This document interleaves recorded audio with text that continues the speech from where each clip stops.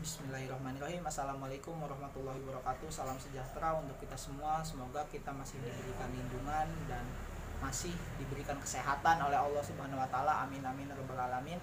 Ya, sebelumnya saya izin memperkenalkan diri saya. Nama saya Muhammad Fikri Berlian dari jurusan Pendidikan Pancasila dan Kewarganegaraan Universitas Sultan Ageng Tirtayasa. Nah, di sini saya akan sedikit membahas dari mata kuliah Sistem Politik Indonesia dengan materi mekanisme sistem politik Indonesia dari masa prakemerdekaan sampai kepada masa reformasi. Nah, pembahasan yang sangat menarik berbicara mengenai sejarah. Nah, pada kali ini saya akan membahas sedikit mengenai mekanisme sistem politik yang ada di Indonesia mulai dari prakemerdekaan sampai dengan masa reformasi. Nah, berbicara juga mengenai sistem politik Indonesia, erat kaitannya dengan dua faktor ini. Nah, faktor ini bisa dibilang adalah faktor dari penopang dari sistem politik itu sendiri. Nah, maksudnya adalah dua faktor ini sangat dapat menentukan dari jalannya sistem politik seperti apa yang berlangsung dalam suatu negara tersebut. Nah, dua faktor ini adalah suprastruktur politik dan infrastruktur politik. Nah, dari kedua faktor ini mungkin teman-teman sudah ada yang mengetahuinya kan. Oke, akan saya sedikit jelaskan apa itu suprastruktur dan apa itu infrastruktur agar teman-teman di sini bisa berdiskusi dengan saya nanti di lain waktu. Nah, di sini ada suprastruktur politik. Nah, suprastruktur politik juga sering disebut sebagai mesin politik yang keberadaannya diakui secara resmi atau tercantum tugas pokok dan fungsinya berada di Undang-Undang Dasar Negara Republik Indonesia atau sesuai dengan konstitusi yang berlaku.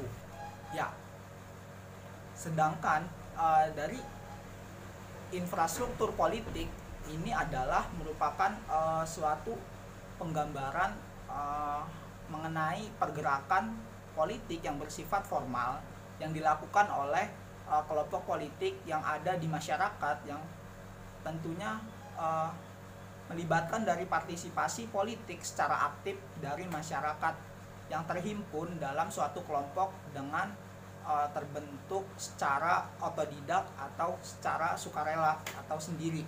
Nah, tanpa adanya pengaruh atau paksaan dan tentunya melibatkan dari partisipasi politik secara aktif dari masyarakat yang terhimpun dalam suatu kelompok dengan terbentuk secara otodidak atau secara sukarela atau sendiri.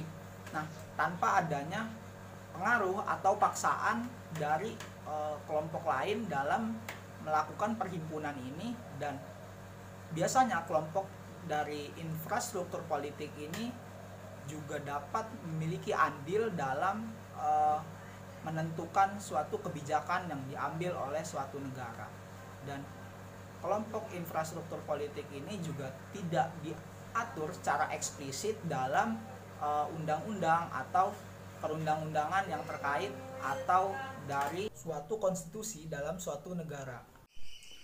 Oke, baik, dari kedua faktor yang saya jelaskan tadi, keduanya memiliki peranan dan fungsi dan tujuannya masing-masing, namun keduanya dapat berkesinambungan karena keduanya dapat menentukan bagaimana sistem politik yang berlangsung di dalam suatu negara tersebut. Nah, namun dalam kali ini saya akan sedikit membahas atau terfokus pada infrastruktur dari politik.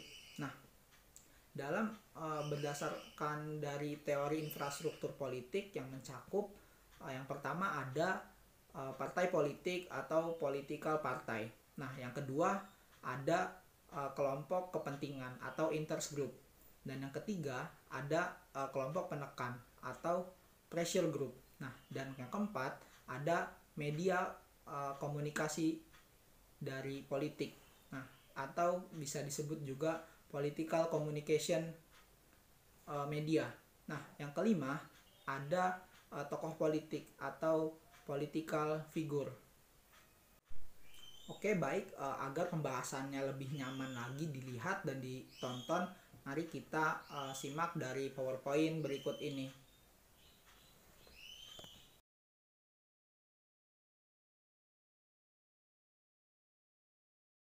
Ya, baik. Kita langsung saja kepada slide yang pertama, yaitu partai politik. Ya, menurut Carl Joachim Friedrich, partai politik adalah sekelompok manusia yang terorganisir secara stabil dengan tujuan merebut atau mempertahankan penguasaan terhadap pemerintahan bagi pemimpin partainya, dan berdasarkan penguasaan ini memberikan kepada anggota partainya kemanfaatan yang bersifat ideal serta material. Nah, sedangkan menurut Zygmunt Neumann dalam bukunya Modern Political Parties mengemukakan definisi dari partai politik adalah organisasi dari aktivis-aktivis politik yang berusaha untuk menguasai kekuasaan pemerintahan serta merebut dukungan rakyat melalui persaingan dengan suatu golongan atau golongan-golongan lain yang mempunyai pandangan yang berbeda tentunya. Nah, menurut Neumann, partai politik merupakan tadi diantaranya perantara yang besar menghubungkan kekuatan dan ideologi sosial dengan lembaga-lembaga pemerintahan yang resmi. Lalu, kapan partai politik dan mulainya? Mekanisme sistem politik Indonesia berlangsung di negara Indonesia ini, ya, tepatnya pada masa prakemerdekaan. Ini dimulai pada 20 Mei 1908 tepatnya di Jakarta. Berdiri organisasi pergerakan nasional eksekutif untuk priai yang bernama Budi Utomo. Organisasi ini menjadi embrio pergerakan organisasi lainnya. Organisasi Budi Utomo merupakan organisasi modern pertama yang melakukan perlawanan secara non-fisik, dan dalam berdirinya Budi Utomo didirikan oleh salah satunya oleh Wahidin Sudirohusodo. Ia merupakan pahlawan nasional Indonesia yang mempunyai peran penting dalam berjalannya organisasi Budi Utomo. Beliau mungkin tidak secara langsung menjadi pendiri organisasi tersebut, namun beliau adalah salah satu dari penggagasnya. Banyak hal yang telah dilakukan oleh organisasi hasil bentukan pelajar School Thought of Landing Fund Indis Arsen ini. Wahidin Sudirohusodo lahir pada 7 Januari 1852. Pria berdarah Sleman, Yogyakarta ini sempat mengenyam pendidikan di Sekolah Dasar Yogyakarta. Selanjutnya dalam perkembangannya menjadi partai-partai politik pendukung kaum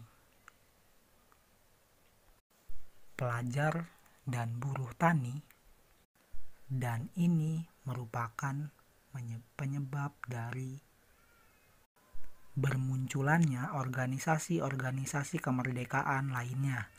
Partai modern pertama yang secara resmi memperjuangkan Hindia bagi orang Nusantara adalah organisasi Indis Partij yang berdiri pada 1912.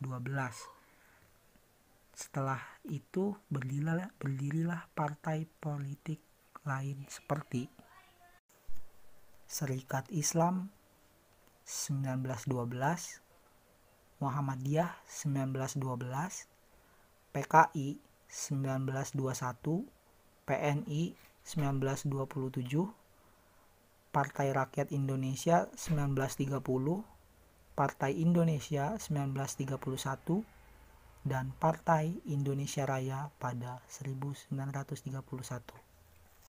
Berlanjut Pada masa pasca kemerdekaan, mekanisme sistem politik Indonesia masih berlangsung. Pada masa ini ditandai dengan tumbuh suburnya partai politik didasarkan pada maklumat pemerintah tanggal 3 November 1945. Pada masa setelah kemerdekaan, Muhammad Hatta selaku Wakil Presiden Republik Indonesia mengeluarkan maklumat nomor 10 tanggal 16 Oktober 1945 atau 3 November 1945. Hal ini menyebabkan banyak partai bermunculan di Indonesia. Inilah meletusnya multisistem pemilihan marak terjadi di Indonesia pada tahun 1950 sampai dengan 1959 yang merupakan titik kejayaan partai politik di Indonesia. Muncul 4 partai besar, yaitu Partai PNI, NU, Masyumi, dan Partai PKI. Akan tetapi, kabinet berjalan tidak mulus karena partai politik pada masa parlementer tersebut ditenggarai akibat kabinet yang sering berganti-ganti dan pembangunan yang dianggap gagal, menyebabkan dikeluarkannya dekret presiden tanggal 5 Juli 1959. Selanjutnya, masa Orde Baru. Masa ini ditandai dengan Presiden Soeharto yang dipindahkan oleh Soekarno sebagai Presiden Republik Indonesia. Nah, pada masa ini juga dilakukan pembedahan institusi politik karena jumlah partai politik yang banyak tidak menjamin stabilitas dari politik itu sendiri.